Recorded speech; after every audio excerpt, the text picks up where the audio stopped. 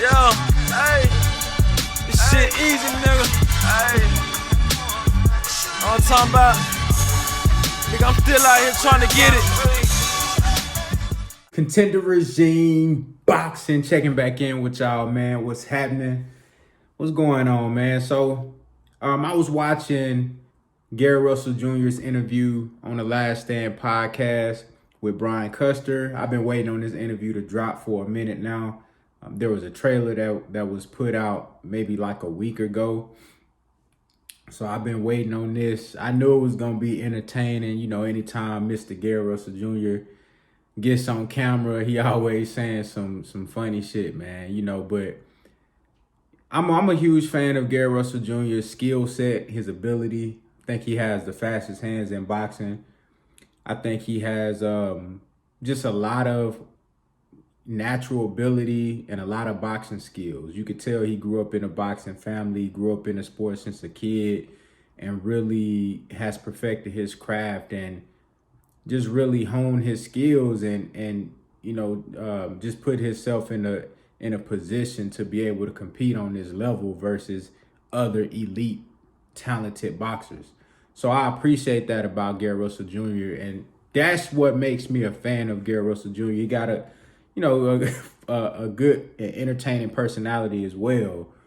But I just can't get over the fact that this guy only fights once a year. And lately, over the past few years, it seems like he's just been talking a lot more than actually fighting. And I don't understand it, man. That's why you see the title, man, The Curious Case of Gary Russell Jr. I don't understand it. I know that he's called out multiple people, and there's this notion that people are afraid to fight him. And I do believe that some guys are maybe reluctant to get in the ring with him.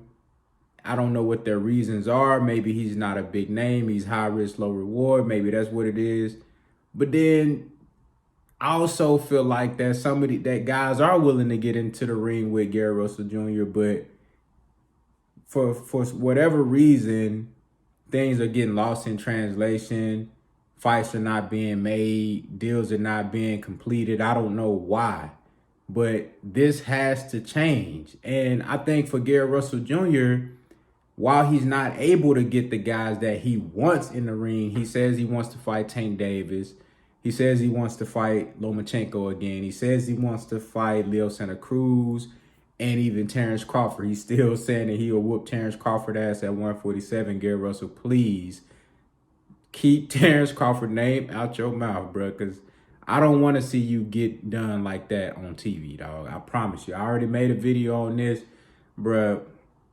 I fuck with you, Gary Russell Jr., bro. I don't want to see you get done like that, bro. I mean, like, that's going to be bad. So just chill with all the Terrence Crawford talk, bro. Come on now. But if I'm Gary Russell Jr., I'm fighting any and everybody they bring to the table, not just my mandatory, so I can remain champion. I don't know why the mandatories that he's getting is not any of the guys that we would like to see him fight. Maybe it's just because at 126, it really ain't that deep down there. I believe he should move up to 130 and just fight on all comers. Get into the rankings at 130 and fight your way to become the number one contender for one of those belts at 130. You got Javante Davis, you got Burchell, you got Shakur Stevenson, you got Oscar Valdez.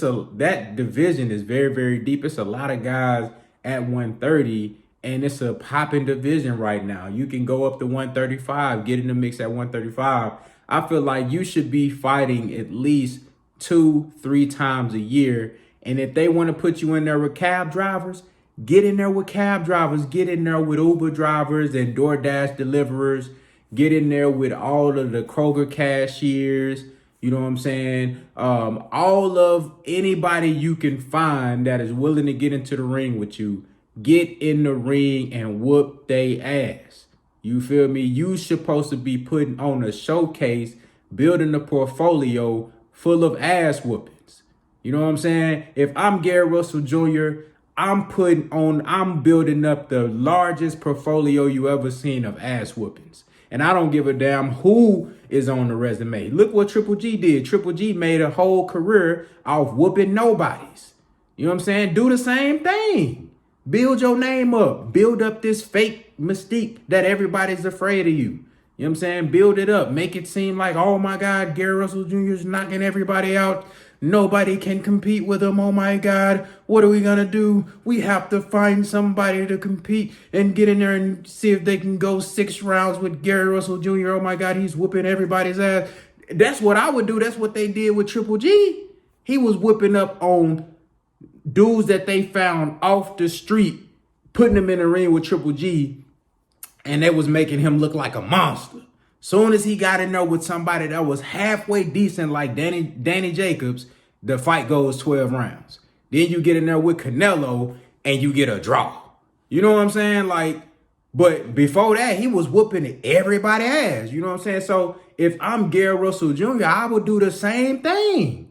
Build your name up. You know, now maybe you got a situation where you feel like you can't get up for these guys and you don't want to put in put all the hard work in training camp for a guy that you know that you can beat. I understand that too.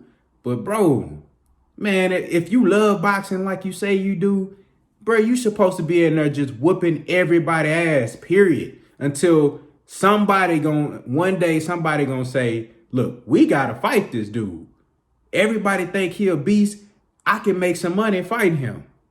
You know what I'm saying? I just don't understand it for the life of me. This guy can fight. Gary Russell Jr. is a talent, man, a marvelous talent. And I love watching him fight. I don't understand why he's not getting these fights. Why he can't close these deals. You know, if you can't go get the big fish, man, go get all the little fish, and then the big fish gonna come knocking on your door. You know what I'm saying? I just don't understand it. But the interview with Brian Custer, man, it was a great interview. It was very entertaining, as expected. He spoke on a lot of different things, man. But for the life of me, I just don't understand why Gary Russell Jr. only fights once a year. Brian Custer asked him, are you complacent? Are you satisfied with just fighting once a year? He said, no. I'm like... But then he also said, well, you know, I don't want to fight these dudes that I can't, that everybody expect me to beat. So I'd rather just fight my mandatory when I'm obligated to fight. Yeah, I get it. To me, it sounds like he's satisfied with that. It sounds like he's satisfied with that, bro.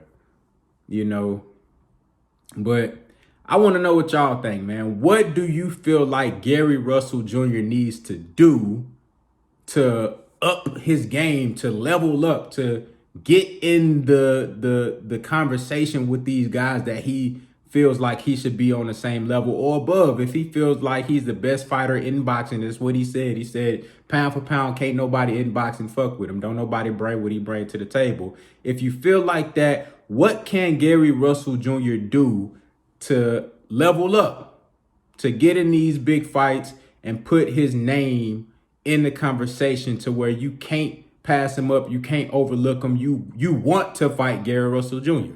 You are calling him out, you looking to make that fight. You know what I'm saying? What can he do, y'all? Y'all let me know what y'all think down in the comments, man. Contender regime, boxing, I'll holler at y'all boys, man.